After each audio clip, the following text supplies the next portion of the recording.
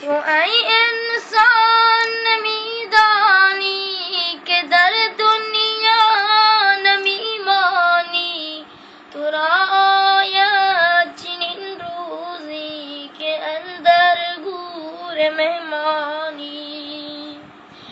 کجا شد آدم و حوا، کجا شد نوح کشتیبان، که وقتی بود در طوفان خدایش بود پشتیبان. کجا شد یوسف مصری، جمالش بود چو خورشیدی، زلیخا بانوی دربار تمنا کرد از او زاری.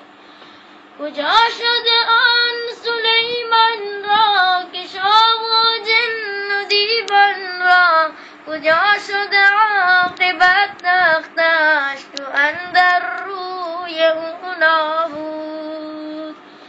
کجا شد حضرت موسی، خدا داد معجزش عصا، بسا جنگید با فرعون که غرقش کرد در دریا. کجا شد آن حبیب الله محمد ابن عبدالله، شب معراج چو برکردی حضورش خواند آن الله.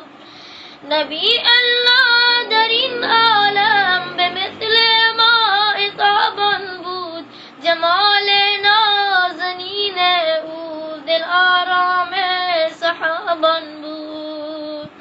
ابو بکر یار غار او، همیشه جان نثار او، ز دوستی نبی قبرش بگردد هم جوان او. عمر مردی دلاور بود، نبی را یار و یاور بود، به هر امری که او می گفت خدا از رأی او خوشنود. کجا عثمان بن عفان که او بود جامع قرآن، سخی ام بود ذی-النورین بر اسلام کرد او احسان. علی داماد پیغمبر که بود شیر خدا حیدر، علی مرد شجاعت بود مسلط بود و بر هر در. همه جون رفتگان رفتند، همه بار سفر بستند، بدیدم یک به یک دوستان از این دنیا کجا رفتند. به مثل یک مسافر باش زمین آسا پناهگاهی، به قبرستان گذر بنما به گورستان نظرگاهی. ببین چندین هزاران را بسا با چشم خود دیدی، از آن پیر و جوانان را بسا در رنجها دیدی.